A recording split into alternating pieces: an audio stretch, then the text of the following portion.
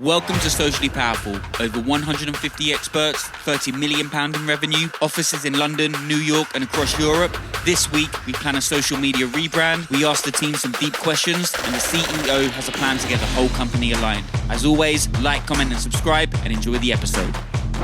Hello vlog, how are we? I was going to film this outside, but it's like 35 degrees and I'm melting, so I'm doing it in my office. I might have already mentioned this on another vlog, but I'm about to become a dad for the second time to another little boy. And that's something I'm never ever going to take for granted because we went through 2 miscarriages before we had Louis. And becoming a parent for us felt like this elongated journey that just felt like it was never going to happen. And Louis now is about 20 months old. He's full of life, he's full of chaos, and he already runs our house. And I feel the issue of fertility, miscarriage, and pregnancy when it doesn't go right is one of the topics that isn't spoken about enough. It's a little bit taboo. And being a dad, whilst trying to build a global business, is easily the most challenging thing I've ever done. And you're constantly torn because you're torn between trying to be a good dad at home, trying to be a good husband, and making sure you're pushing forward with work. And the general feeling you always have is that you're constantly failing at every single aspect of life. But then you have these moments, day to day, a look, a laugh, a daddy, or just something that happens that makes you understand why you're doing any of this in the first place. And it makes you realise, you know what, I'm doing all right. But now, with baby number 2 on the way, life's gonna get a lot louder, a lot messier, a lot more chaotic, and way more challenging. But somehow, I know it's gonna be even better. And you know what? What I think might be quite fun is, we're trying to make this vlog more personal, so people know us as people. I'm gonna bring you along for the ride with us. When that little boy is born, I'm not gonna say I'm gonna vlog it, but there's gonna be some content from that day. I'm gonna be so happy that in years to come I filmed it, so I can look back on it and show him what it was like in those moments leading up to him coming. So, I'll see you in the next one. So Majid, what's this meeting about? So we are reshuffling the marketing and PR team, and we want to take this opportunity to reset the way we engage with audiences with our own social presence and social accounts. Go back to basics, strip it back. This is exciting because we can do fewer things but better things. We are brainstorming with the PR and marketing team on what to do next. Do you still think our own social media and branding is quite important though, because obviously it's a shop window for clients? Yes, I think like different channels have a different purpose. If you look at our TikTok and Instagram, majority of followers are young professional and marketers. LinkedIn is mostly clients and prospects. We need to have obviously different content strategy for those different channels. It is important, but we could do without it. You could just run an agency, in my view, without a social presence. I think LinkedIn is a must. That's a very interesting take from the CEO of a marketing agency to saying we probably don't need marketing on social media. We acquire clients through different channels. LinkedIn is one of them, but our website is another one. I prefer to spend time, cash, people, resources on our clients who are paying us and to do great stuff for them. What are your 2 top tips for growing a social media channel? In general, you need to give a reason for the audience to follow and engage. I think consistency in terms of pumping out content so people come back for it. So, after a successful meeting, we brainstormed with the wider team. SP Social Revamp, watch this space. So there is a trend going around right now about what is your soapbox topic, which is basically what is one thing you could talk about for ages. So I'm going to go and ask people in the office what their soapbox topic is. Right, Lola, what is your soapbox topic? Me, because I can talk about myself for hours. My soapbox topic has got to be Arsenal. You know, I'm a massive football fan. I could talk about football all day, but these boys right here. Boringly, it's going to be Manchester United, same as Robbie, the football team. But I am a passionate Red, have been for over 3 decades. So mine would be Gilmore Girls. It's just like one of those comfort series that I love. The current book I'm reading, so whatever book it is at the time, or Glee.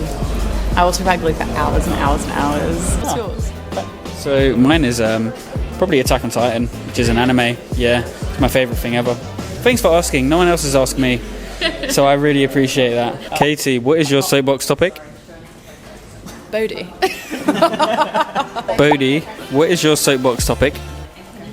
What's the soapbox topic?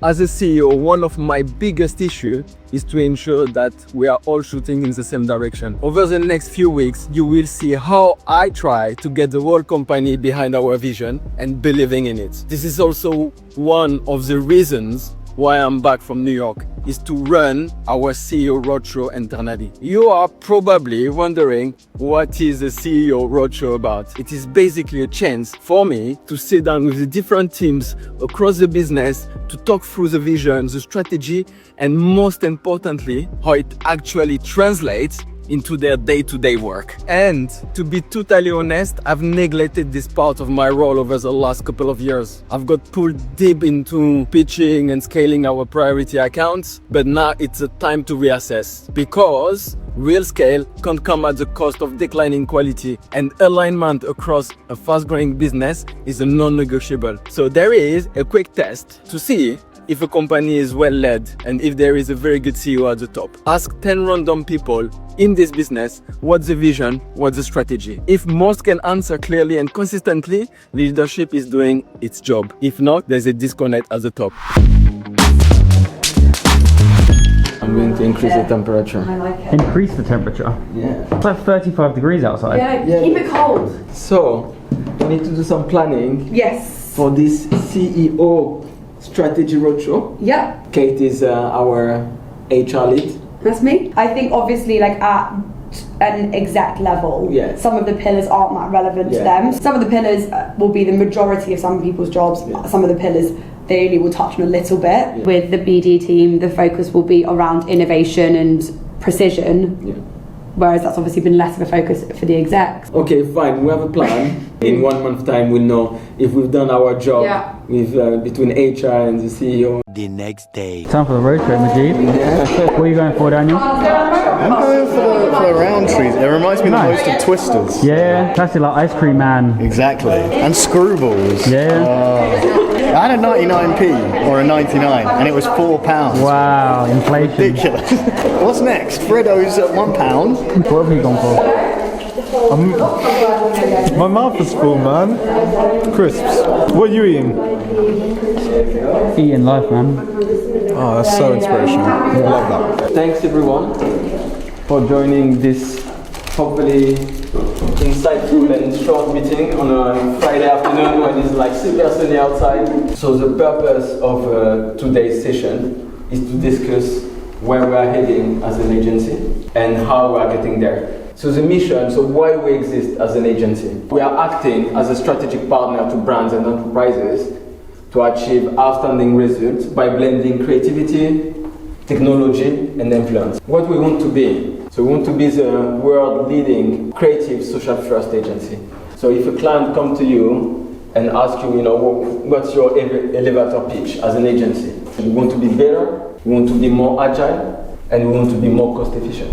This is the game plan, this is our vision, how are we getting there, how are we becoming the leading creative social agency. So number one is deliver boutique quality to drive client retention and differentiation. Number two is drive operational excellence and cost efficiency. Innovate and diversify with purpose to future-proof services of the agency, but also our skills, our people, and unlock new revenue streams.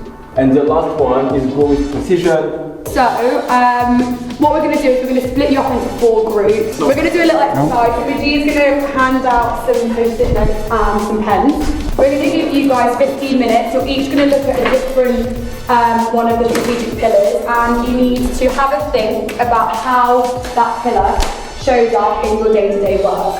How's it going? How do you feel this is going? It wasn't my best job, but it's fine. What do you think is the most important one, would you say?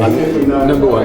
Yeah, I think for the junior team, the focus is really on boutique quality. I'd say operational excellence as well, like following processes. They all link. They all link together. So who would you, obviously this is the accounts team, who would then be in charge of the innovate and the growth thing, would you say, in the business? I mean, more like from account director and and then I guess like that, the grow with precision is really focused on BD as well. So we've got a session with the BD team next week. and account director as well. I love your boots. Is this a Beyonce thing? Or is this just I wish I was going to Beyonce. No, these are just fashion? Yeah, I just fancied them. Are you doing anything tonight? No, I wish I was going to Beyonce, but no, I'm going home. So they got into teams and broke down how each pillar applies to their daily roles. Job well done. I think that went actually pretty well. I think they was really engaged and enjoyed it and gave some good ideas. Yeah, I think it's also it's useful for people to like get up and get involved, and then they can actually chat with each other about how the strategy actually like relates to them, and hopefully this gives people a bit more of an understanding. So yeah, I think it's going to be interesting to see how the ideas differ between the different groups, like what the different ideas people come up with are, the different challenges. Looking forward to Stay tuned for next week. Do it all again, So if you have made it this far, then you are a real one and I appreciate you. Now we are trying to take this channel to the next level. So as always, if you could leave a like, comment and subscribe, then I love you. And watch out for the next episode next week. Peace.